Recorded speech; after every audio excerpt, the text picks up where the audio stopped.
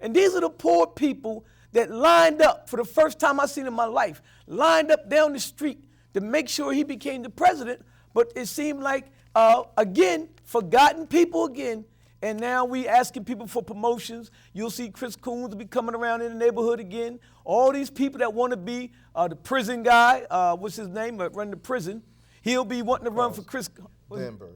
Yeah, Danberg. He'll want to be the Attorney General if Bo Biden would have ran. And everybody wants a promotion, and off the backs of our people. And our people need to just tell them flat out, I'm not going to do it, and let it go. And whoever it is, I'm with you. I've been calling out their names because I think that's biblical. Jesus went right to the Pharisees and called them hypocrites right in their face.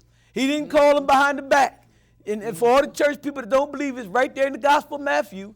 Jesus went to them and went in the temple and threw the money out in the street. The tables over. Yes, and took a whip and beat the other people down. Yes, he did. So, this soft shoe, we ain't going to say nothing about nothing no more. Because people been getting money. That's why they ain't talking. Me, I don't get no money from them. So I'm free to say what I want. And I just think that our people need to stop it. Stop being a victim of politics in America, especially in Delaware. And we can I'm with the Tea Party.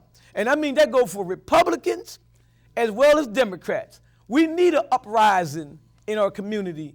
And finally, we need to say some things that's hard-hitting, but the truth nonetheless. Wake up the town and tell the people, as Jesse used to say, but we got to do something. I turn off Channel 28. I tune into some of the other programs, and I'm not trying to put an indictment on anybody. You see it, and you know it's there. I'm not trying to pick a fight with anybody, all due respect. But the fact of the matter is to have shows to just talk and talk and talk and talk and talk about the problems. And then you say, okay, see you next week. And come back and talk about them again. It blows my mind. I can hardly watch anymore. I want to go to Harmon Carey. And let me give you something that was said by Governor Ed Rendell. And let me say that my position is not a party thing. My position is not trying to come down on Republicans or come down on Democrats. I'm calling it like it is. Like it is. That's what I'm doing, as I see it. And as they say, opinions are like noses, everybody got one. I back mine up because of the facts that lay before me and what I've seen and the sweat and all the hard work of people that have gone on now to be with the Lord in elective office, in leadership, clergy. And even Martin Luther King, as we still celebrating, some of the folks celebrating all over this nation, Martin Luther King Jr.'s birthday. And remembering Martin and all the grandiose speeches and programs. And you go and you talk to your kids or grandkids, those of you that do that, for a minute. Then you go back to business as usual. That's my problem. We got to quit talking and do something. Nonviolently, as Martin Luther King said, but let's do something. I saw Ed Rendell on TV, Harmon, a couple nights ago, and he said something that is so key that I hope to stick with me and that I'll use a lot of times. He said in an interview about Pennsylvania, Barack Obama, the government and politics, he said the greatest, and listen to this, folks, the greatest moral sin of an elected official is to have power and authority and don't use it. Harmon, come on.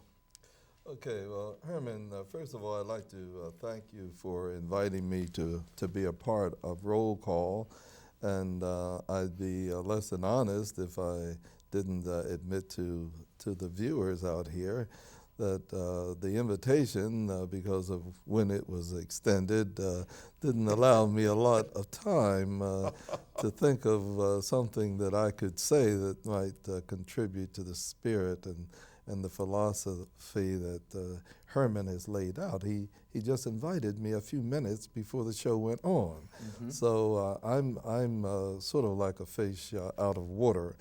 But as I listened to him, and Calvin put his finger on it, his passion in what he had to say, and that of Calvin too, when his turn came, I feel like there's something that an historian like me can contribute.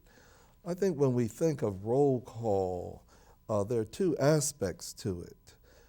There's the roll call for those who are not meeting their responsibilities. That is the role, the negative role, or the dishonor role, if you will. And certainly we need to be open and honest and issue-driven, not personally or politically driven, as we say to those who have dropped the ball or who haven't picked up the ball, that they will conduct themselves in a more productive way in the future. But there's also an aspect of the role which I like to call the honor role, and that is that we need to recognize those who have done that through their actions, through their words and deeds, that which promotes the betterment of the community. And we need to recognize and salute those individuals. And it's within that spirit that I'd like to share with the viewers, if I can, Herman, a letter that I got yesterday from the Delaware Commission for Women. And it reads in part, "Dear Mr. Carey, congratulations. Your nominee, Catherine Young Hazor, was selected for induction into the Delaware Commission for Women Hall of Fame of Delaware Women. I'm proud and I'm so happy that she was accepted. I'm honored that the nomination that was submitted on her in support of her was done by the Afro-American Historical Society and my wife, Claire Carey, who dearly loves and respects Catherine. I know that she has just a ton of folks out there who are as happy as we are that she's been elected. And the only thing I can say, it's an award, it's an honor that's long overdue. There's going to be a special award ceremony on March the 22nd, and I'm sure that the Delaware Commission will be promoting that so that those of you who are looking on and who will want to attend to share your congratulations with Mrs. Hazor will do so. So I'm glad to be here, and I want to make clear that this is not a platform for personal invectives or vendettas. Herman is a Democrat.